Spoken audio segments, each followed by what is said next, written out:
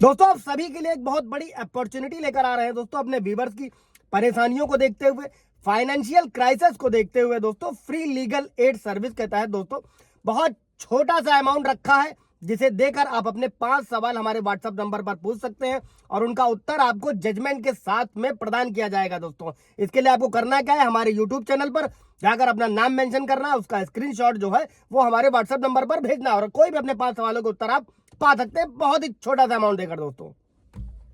दोस्तों वैवाहिक मामलों में या फिर सिविल मुकदमों में दोस्तों एक पक्षीय आदेश जैसी चीजें देखने को मिलती हैं दोस्तों। और ये होता क्या है, फॉर एग्जांपल मान लीजिए पत्नी ने अंतरिम मेंटेनेंस या फिर मेंटेनेंस का एक पक्षीय आदेश करा लिया है दोस्तों। और एक पक्षीय आदेश का मतलब होता है ऐसा आदेश जो केवल इसी एक पक्षकार को सुनकर दिया जाता है दोस्तों। और ऐसा आदेश डिग्री भी हो सकता है, निर्णय भी हो सकता है। और अधिकांश वैवाहिक मामले जो पति पत्नी के विवाद से संबंधित होते हैं दोस्तों, जैसे कि तलाक का मुकदमा है, भरण पोषण का मुकदमा है या फिर चाइल्ड कस्टडी का मुकदमा है दोस्तों, और ये कोर्ट द्वारा एक पक्षीय कर दिया जाता है। दोस्तों जो भारत के संविधान की मूल आत्मा है दोस्तों वो ये है कि किसी भी मुकदमे में दोनों पक्षकारों को सुना जाए और किसी भी पक्षकार के विरुद्ध बगैर सुने कोई निर्णय ना दिया जाए।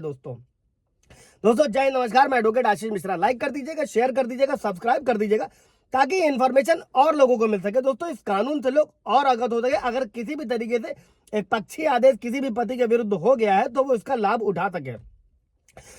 दोस्तों स्टेप बाय स्टेप समझते हैं। किसी भी सिविल मुकदमे में एक पक्षी आदेश होने के कई सारे कारण हो सकते हैं दोस्तों। फॉर एग्जाम्पल कोर्ट द्वारा समन जारी होने के बाद नहीं पक्षकार जो है वो कोर्ट में पेश नहीं हुआ, और ऐसे नोटिस की तामील को इस प्रकार के मामलों में इंपॉर्टेंस दी जाती है दोस्तों। न्यायालय जब भी कोई समन या नोटिस जारी करता है तब ऐसा समन या नोटिस रजिस्टर्ड डाक के माध्यम से जारी किया जाता है दोस्तों।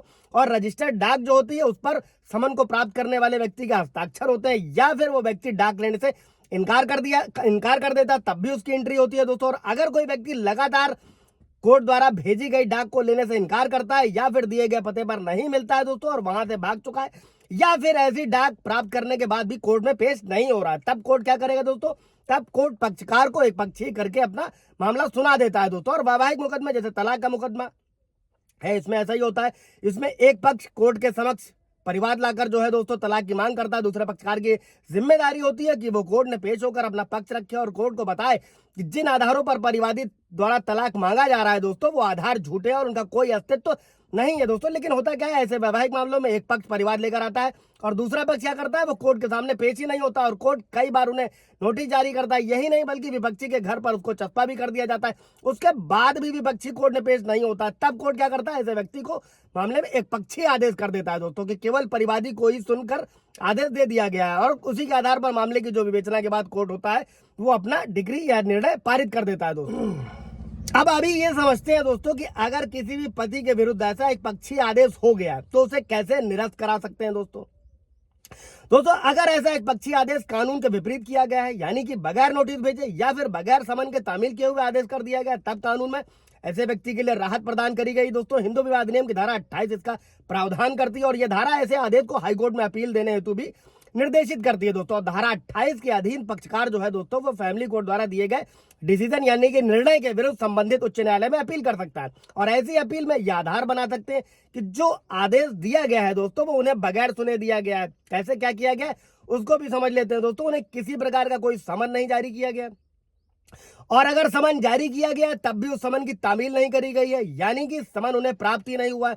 और अगर कोर्ट में यह साबित हो जाता है कि वाकई में पक्षकार को कोर्ट द्वारा बुलाए जाने का प्रयास किया ही नहीं गया है दोस्तों, यानी कि बगैर बुलाए ही मामले में निर्णय दे दिया गया, तब हाईकोर्ट क्या कर सकता है, तब हाईकोर्ट जो अधीनस्थ न्यायालय है उसके द्वारा दिए गए निर्णय को खत्म कर सकता है या पास कर सकता है और उसकी मामले की सुनवाई को फिर से शुरू करने का आदेश जारी कर सकता है दोस्तों। और ऐसे प्रकरण में क्या होता है, परिसीमा अधिनियम की धारा 5 दोस्तों, लिमिटेशन एक्ट की धारा सेक्शन 5 का इस्तेमाल किया जाता है दोस्तों। और क्योंकि इस अधिनियम की धारा 5 किसी भी मामले को कोर्ट में रखने में जो होने वाली देरी होती है उसमें छूट प्रदान करती है, और अगर ऐसी देरी में कोई युक्त कारण है तब मामले में लिबर्टी देते हुए कोर्ट क्या करता है, ऐसे आदेश कर देती है दोस्तों। लेकिन देरी का जो कारण है दोस्तों उसको अच्छे से समझिएगा कि वो एकदम सटीक होना चाहिए, युक्त होना चाहिए जो धाराओं में निर्धारित किया गया है।